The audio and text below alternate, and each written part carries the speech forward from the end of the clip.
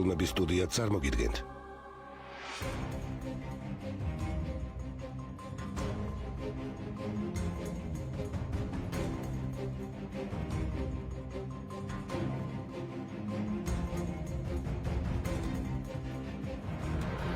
ფრაგმენტები რუსუდან ძნელაძესთან ერთად.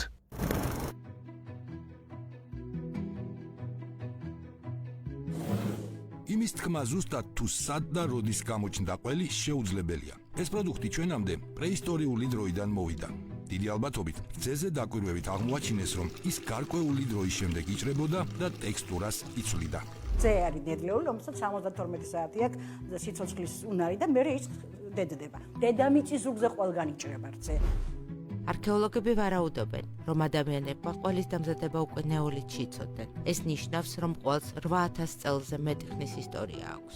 რაც უფრო ხანდაზმულია ძის პროდუქციასთან დაკავშირებული არტეფაქტები, მით უფრო ხანდაზმულ ერთთან გვაქვს საქმე. თანამედროვე კვლევებით დასტურდება, ნეოლითში და ნეოლითამდეც ზრდასრული ადამიანები ლაქტოზას მიუღებლობას განიცდიდნენ. ლაქტოზა რძის შაქარია, რომლის გამანეიტრალებერი ფერმენტი ყველის წყალობით დროთა განმავლობაში გამოიმუშავა კაცობრიობამ. ყველით იკვებება მთელი მსოფლიო დღეს ალბათ და არსებობს ასე ვთქვათ პირდაპირ დამოკიდებულება ყველზე. ყველი ყველაზე პოპულარული პროდუქტია თანამედროვე სამყაროში. სტატისტიკის თანახმად 220 მილიარდი კილომეტრი ყველი იწარმოება დედამიწაზე. როგორია ქართული ყველის წილი მსოფლიო სტატისტიკაში. რა რაოდენობის პროდუქციას ამუშავებს რძის პროდუქტების მწარმოებელი ცნობილი ქართული კომპანია სანტე. წლის განმავლობაში ვამუშავებთ 12 მილიონი ლიტრი ნედლ რძეს, საიდანაც ვამზადებთ სხვადასხვა პროდუქტებს, მათ შორის რა თქმა უნდა ყველს, რომლის საერთო მოცულობა შეადგენს 300 ტონას. ყველი რთული ტექნოლოგიური პროდუქტია, რომლის ავტორი 9000 წლის წინ ცხოვრობდა. ის ნეოლითის ეპოქის მოქალაქეა, პროფესიით ფერმერი.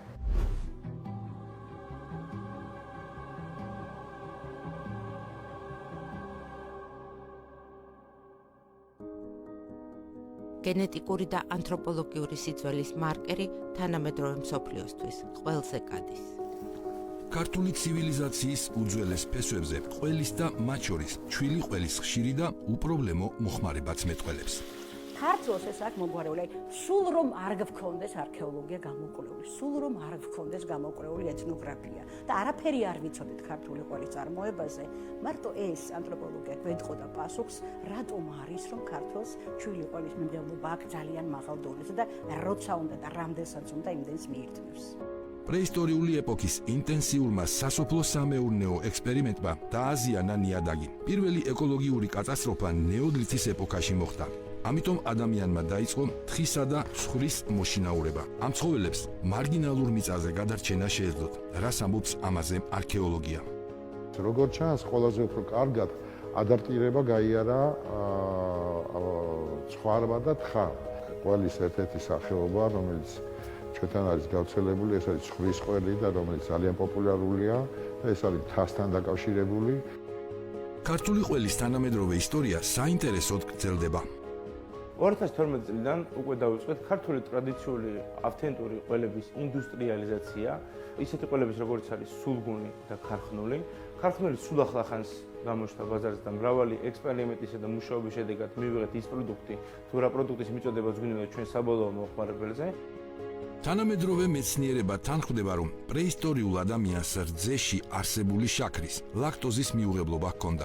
ძველ ადამიანს არ გააჩნდა ლაქტოზის გამანეიტრალებელი ფერმენტი ლაქტაზა. ეს ფერმენტი ადამიანმა გენური მუტაციის შედეგად შეიძინა და ამის მთავარი ფაქტორი აღმოჩნდა ყველი. საუკუნეების განმავლობაში კვების რაციონის ცვლილება, მკვეთრი ცვლილება ძალიან ხშირად დიდ ცვლილებებს იწვევდა ორგანიზმში. გვიანი ნეოლითის და ადრე ბრინჯაოს ადამიანთა ჩონჩხის დნმ-ის ანალიზი ზრდასრული ასაკის ადამიანში ლაქტაზას არსებობას უკვე ადასტურებს. ეს იმას ნიშნავს, რომ გენეტიკური მუტაცია გავლილია და ლაქტოზისადმი ტოლერანტული გახდა ადამიანის ორგანიზმი. თუმცა დღემდე დედამიწის მოსახლეობის ერთი ნაწილი ლაქტოზას შეუწყნარებელი რჩება. არსებობს მაგალითად აღმოსავლური ერები, იაპონიას ყველი დიდხანს არ ქონდა გასინჯული. ჩინეთზე აღარა მაქვს ლაპარაკი, იმიტომ რომ თავიანთ სოიას ყველი, იმიტომ რომ აქაც ლაქტოზის მიუღებლობა არის წამყვანი. თუმცა მოხდა ისე, რომ თანამედროვე მსოფლიომ ცოტა მიაჩვია ლაქტოზას და გარკვეულწილად მეცნიერები მაგალითად ფიქრობენ, რომ ბევრი რამ ყველმა შეცვალა ადამიანის, ასე ვთქვათ, აგებულებაში, შინაგან აგებულებაში შეცვალა მისი გენეტიკური კოდი. ყველით გამომუშავებული ლაქტოზის მიმღებლობა ეს გენეტიკური გადარჩევის უნიკალური მაგალითია. მსოფლიოს საოცრებაა და მან სამუდამოდ შეცვალა დასავლური ცივილიზაცია, ამბობს ამერიკელი მკვლევარი პოლ კინდშტეტი. ყველის პირველი მომხმარებლები შუამდინარეთი და მისი მეზობელი მოსახლეობაა. მათ შორის არის ქართლის ტერიტორიაზე აღმოჩენილი თიხის სახლების, საცავების და ჭურჭლის ავტორი ეთნოსი. ამ არტეფაქტების ასაკი 10,000 წელია. ეს ნეოლითის ეპოქაა, ის დრო, როცა ქართლის მოსახლეობა ღვინის დაწურვას და პურის გამოცხობას იწყებს. ეგრეთ წოდებულ ენეოლითურ ხანაში ადამიანი გადადის მწარმოებლურ მეურნეობაზე და ის კიდევ უფრო ამთავრებს მეთუნეობასა და ხელოსნობას. ეს კრაკლიანის გორაზე აღმოჩენილი ერთი ფერმერის სახლია. ასეთია ძველი ადამიანის სამზარეულო, რომელიც რძისგან სხვა პროდუქტებსაც აწარმოებდა. ჩვენ ვართ ახლა იმ ადგილას, სადაც რძის პროდუქტის წარმოების მთელი ციკლი არის დაფიქსირებული. აი პირველ რიგში რა თქმა უნდა, ეს სადღებლის ფრაგმენტი დამსხვრეულია, მაგრამ აი კარგადაც ჩანს, რომ ეს არის სადღებელი. და ამის გვერდით ახლა სადღებელი გასაგებია ნაღები და კარაქი მზადდებოდა. აქვე არის ეს არაჩვეულებრივად ლამაზი საწური. და თუ გავითვალისწინებთ იმას, რომ ჯერ კიდე ნეოლითის ხანიდან ივარაუდება წარმოება ყველისა და რძემჟავა პროდუქტების, თავისუფლად შეიძლება ვივარაუდოთ, რომ ეს საწური გამოყენებული იყო ეგრეთ წოდებული რბილი ყველის დასამზადებლად და ეს ხდება აქ 3500 წლის წინ. ასეთია 3500 წლის წინანდელი სატყვები, რძის ინდუსტრიის ერთი მნიშვნელოვანი დეტალი. ქართველი დედამიწის ზურგზე ყველაზე მეტყველს ჭამს პროცენტულად, იმ თავის პოპულაციის მიხედვით რა რაოდენობით ვართ ქართველები, ხო? იმ პროცენტულ რაოდენობაში ყველაზე მეტყველს ვჭამთ მსოფლიოში. დედამიწის ზურგზე. ჭამთ დილას, საღამოს, შუადღისით, ჭამთ ვახშამზე, ანუ თან ჭამთ ჩვილყველს. აი იმას, იმერულ ყველს. ნუ სულგუნზე აღარ ვამბობ, იმერული არის წამყვანი, იმიტომ რომ ყოველ საათობრივად მოვიხმართ ამ ყველს და ყველაფერში, ღომში, ყაჭაპურში, აბსოლუტურად აი პურცომეულში და ეს ჩვენ არ გვნებს. ეს ბიბლიური აბელია, პირველი მწყემსი კაცობრიობის ისტორიაში. ათასლეულები აშორებს აბელს თანამედროვე მესაქონლე ფერმერთან. აბელის მიმდევრებს პირუტყვისადმი განსაკუთრებული პატივისცემა და სიყვარული აერთიანებთ. 22 სული საქონელი ცხოვრობს ამ გომურში. ყველა მათგანს თავისი სახელი აქვს. ეს არის ზარმაცო.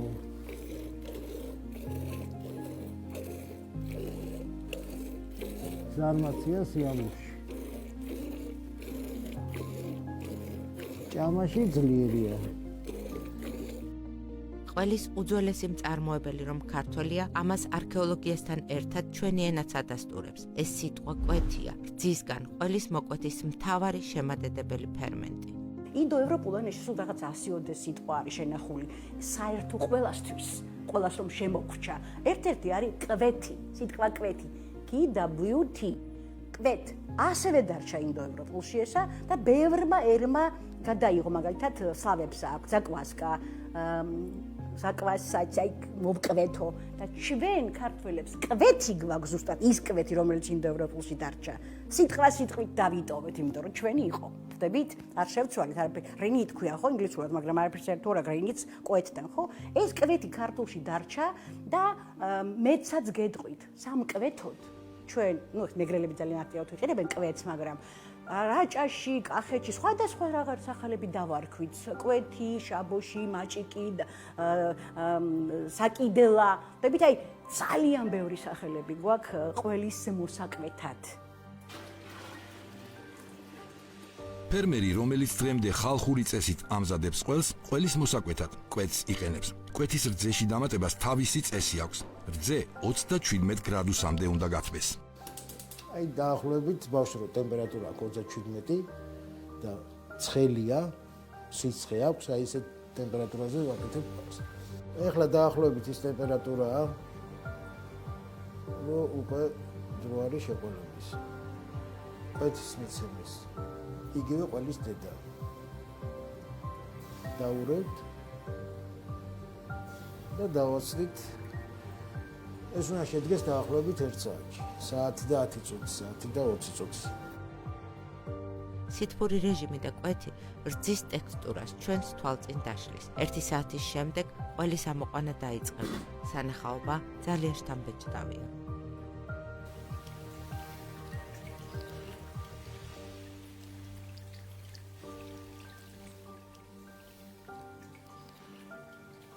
ეხლა ამ შრატისგან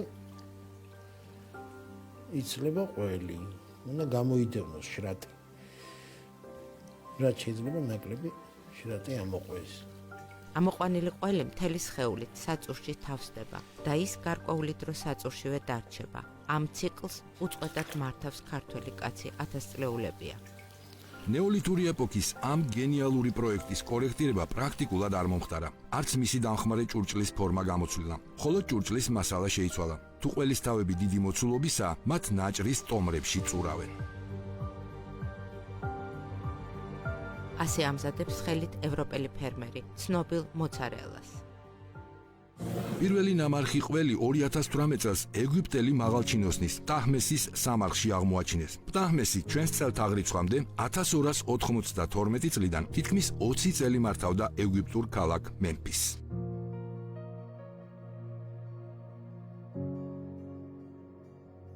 როგორ გამოიყურება ეგვიპტური მემფისის პარალელური სამყარო გრაკლიან გორაზე, როგორია რძის და მისი პროდუქტების მოსახმარებლად შექმნილი ჭურჭელი. ეს ჭურჭელი 2400 წლისაა და აღმოჩენილია ბავშვის სამარხში. 3 წლის ბავშვის სამარხში იყო ჩადებული და როგორ ჩანს, იმისათვის იყო განკუთვნილი, რომ რძე დაელევინებინა ბავშვისათვის. აი ამ ხრელიდან, ამ მილიდან. ყველის დამზადების პირველი ფერწერული მტკიცებულება მესოპოტამიაში, დიდი ქალღმერთის ნინჰურსაგის ტაძარში აღმოჩენილი. რძე ეწირებოდა მესოპოტამიელი ქალღმერთის ნინჰურსაგის ტაძრებს.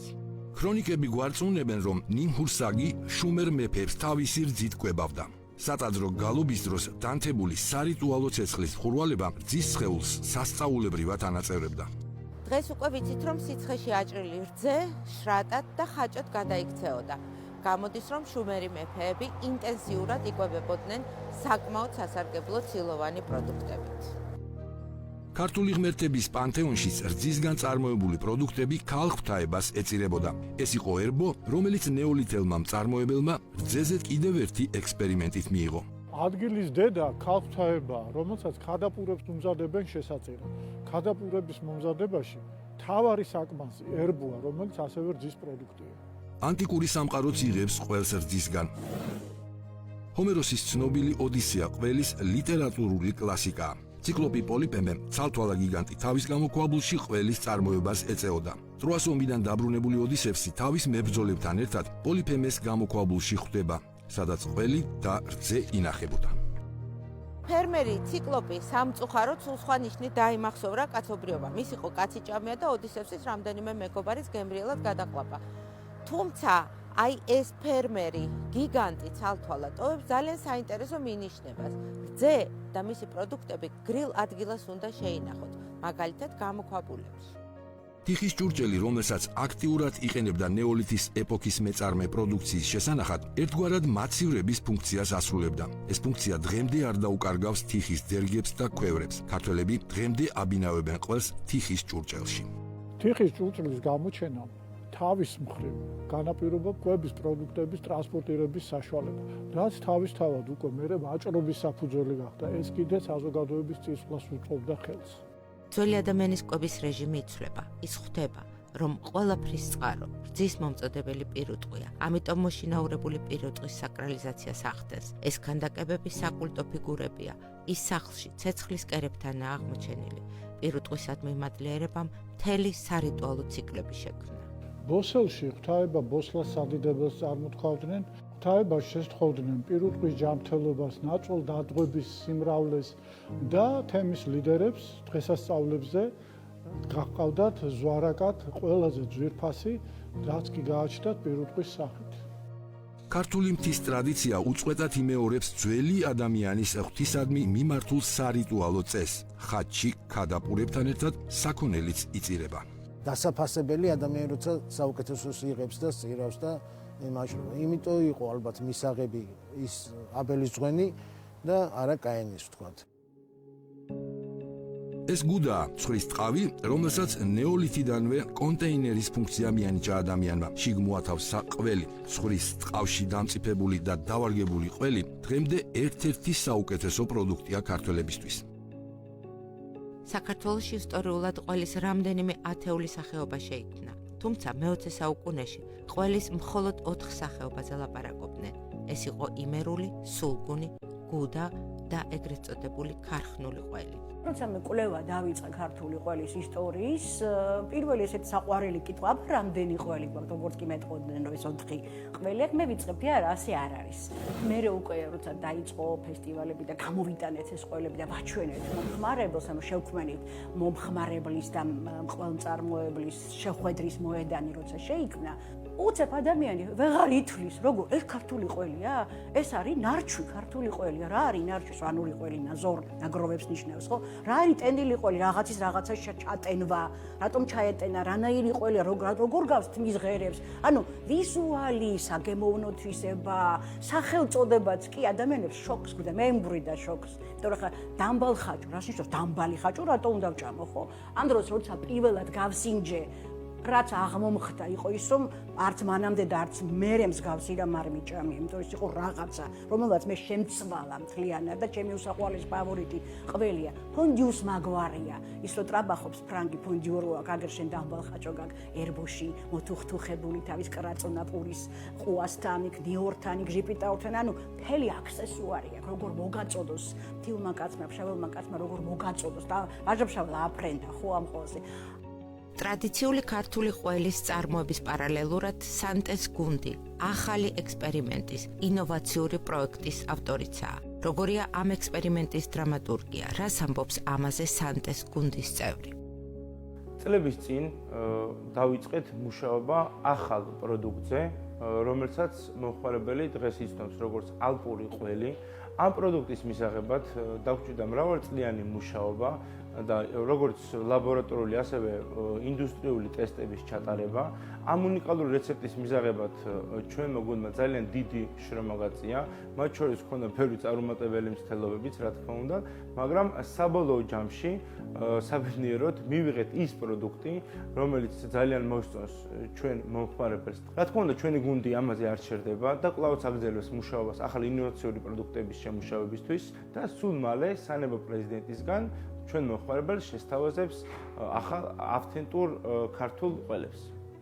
ცნობილია, რომ ანტიკური ხანის ფილოსოფოსი ზარათუშტრა 20 წლის განმავლობაში მხოლოდ ყველს ჭამდა.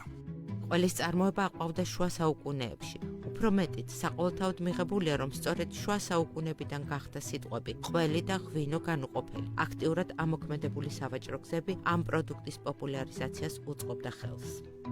რენესანსის დროს ყველი გამოცხადდა მავნედ, მაგრამ მითი ყველის მავნებლობის შესახებ დიდხანს არ გაგრძელებულა. მე-18 საუკუნეში ყველის ინდუსტრიული წარმოება ახალ ფორმებს შეიძენს. ჰოლანდიელებმა პირველებმა დაამზადეს მყარი ყველის უზარმაზარი წრეები. მე-14 საუკუნიდან დღემდე ეს პროდუქტი ქვეყნის შემოსავლის ერთ-ერთი მნიშვნელოვანი პუნქტია. კომპანია სანტე 2000-მდე ფერმერთან თანამშრომლობს. მოწოდებული ნედლი რძე ლაბორატორიაში 12 პარამეტრზე მოწმდება. იზომება ცილის და ცხიმის შემადგენლობა, მჟავიანობა, ბაქტერიების საერთო რაოდენობა და ასე შემდეგ. ხარისხიანი ნედლი რძე ხარისხიანი პროდუქციის გარანტიაა. გარდა იმ კონტროლისა, რასაც ვახორციელებთ უშუალოდ ყველის წარმოების პროცესში, ჩვენ გვაქვს ძალიან მკაცრი კონტროლი უკვე მზა პროდუქციისა. როგორც ჩვენს ლაბორატორიაში ვამოწმებთ ყველის ყოველ პარტიას მიკრობიოლოგიურ პარამეტრებზე, ასევე თითოეული პარტიიდან ვაგზავნით ნიმუშებს გარე აკრედიტებულ ლაბორატორიაზე. ყველის რეალიზაცია ხდება მხოლოდ მას შემდეგ, რაც მივიღებთ გარე აკრედიტებული ლაბორატორიიდან დადებით პასუხს. არისტოტელე მთელ ტრაქტატს წერს ყველის ტექნოლოგიაზე. ბაბილონის მეფის ხამურაბის კანონებში ყველი მოხსენიებულია ყოველდღიური დიეტის ძირითად კომპონენტად, პურთან და ლუდთან ერთად. რომის იმპერიაში ყველი იყო პატრიციების დღესასწაულების განუყოფელი ნაწილი. კავკასიაში ყველი სადღესასწაულო სუფრის ერთ-ერთი მთავარი ატრიბუტია, განსაკუთრებით ქორწილებში და სადღესასწაულო სუფრებზე. რას ამბობენ ქართული კარაბადინები ყველზე და დიეტებზე, როგორია ჩვენი ისტორიული გამოცდილება. და ძალიან დიდი ადგილი უჭირავს ამ თემას იადიგარ დაუჩი დავით მე-11-ის საქართველოს მეფის წიგნში, სადაც მთელი სქემებია მოცემული დიეტოლოგიისა და ალბათ ეს საკითხი და ეს მხარე კიდევ ერთხელ ძალიან დაკვირვებით შესწავლას მოითხოვს. დღეს კოლექციონერთა შორის გამოჩნდნენ თიროსემიოფილისტები. ეს ის ადამიანები არიან, რომლებიც ყველის ეტიკეტებს აგროვებენ. ყველი თაფლის და ღვინის მსგავსად ასაკის მატარებელი პროდუქტია. ეს თეთრი შვილი, ახლა ხელითო შევეხო, გადმოგცემთ კიდევაც სინბილეს ხო, მისას ხო? აი გარედან ნახეთ როგორი ისეთი კარგად დავარგებული კანი აქვს. ეს თვისება აქვს რძის პროდუქტს. ანუ ის არის შვილი, ნუ ჩავთვალოთ ეს არის ღია ჭრილობა და მისი მოქერქვა იწყება როგორ შიგნიდან ცხიმი გამოდის და შემოეკვრება ირგვლივ. აი მაგალითად მე აქ ჭრილობა მაქვს ხო და ეს ჭრილობა ეს ფუფხი დაიფარება, ცოტა ხანში გაქრება საერთოდ და მოხდება ჩემი კანის რეგენერაცია, ანუ აღდგება. მთელი სტრუქტურა აღდგება ჩემი კანის. ზუსტად იგივე ემართება ყველს. ის დაიფარება და მთლიანად ხდება მისი დაცვა. დაიცავს აი ეს ქერქი, დაიცავს მას და ინახავს ძალიან დიდხანს, წელი, 2 წელი, 3 წლიანი დაძველების ყველებიც არსებობს და სხვათა შორის სპეციალური ბანკებიც არსებობს შვეიცარიის ალპებში და ხალხი კრედიტს იღებს, იმით ყველს აბარებს და კრედიტს იღებს, იმდენად რელევანტური რაღაცა არის, ხო? ეს სანახაობა შვეიცარიაში, ალპებში ყოველწლიურად იმართება. საზორებიდან ბრუნდება პირუტყვი და მოსახლეობა მას საგანგებოდ ეგებება. წყემსები ძროხებს ყვავილებით და სამკაულებით ხრთავენ. სოფელში დაბრუნებული საქონელი თავს ეკლესიის ეზოში იყრის. ეს ნამდვილი სახალხო დღესასწაულია. მადლიერი მოსახლეობა ასე გამოხატავს თავის პატივისცემას პირუტყვის მიმართ. მსგავსი ტრადიცია დარჩენილია ერთ ქართულ სოფელში, დერცელში. ქართულ ყოველს დღეს აქვს თავის საკუთარი არქეოლოგია, ეთნოგრაფია ჭურჭელიაში მზადდებოდა, რასაკვირველია აქვს ადგილწარმოშობები, აქვს პოლიგრაფია, უნიკალური თავისი რუკებით და ლიფლეტებით და ბუკლეტებით და ყველაფრით, აქვს საკუთარი სავაჭრო მოედანი ფესტივალების სახით და რასაკვირველია დაბრუნდა საოჯახო წარმოებებში და აი დღე-დღეზე უნდა უკვე გაიკვლიოს გზა დანარჩენ მსოფლიოსკენ და იპოვოს თავისი ნიშა არტიზანული ყველის. სულ რამდენი სახეობის ყველი არსებობს დედამიწაზე, ძნელი სათქმელია, თუმცა მკვლევარები რამდენიმე 1000 სახეობას ადასტურებენ. ყველი იმდენად ძვირფასი პროდუქტია, რომ ის ბრიტანეთის დედოფალს ვიქტორიას ქორწილში მიართვეს. მე-20 საუკუნის ამერიკელი მწერალი, ინტელექტუალი, მკვლევარი კლიფტონ ფადიმანი წერდა, ყველი რძის ნახტომია უკვდავებაში.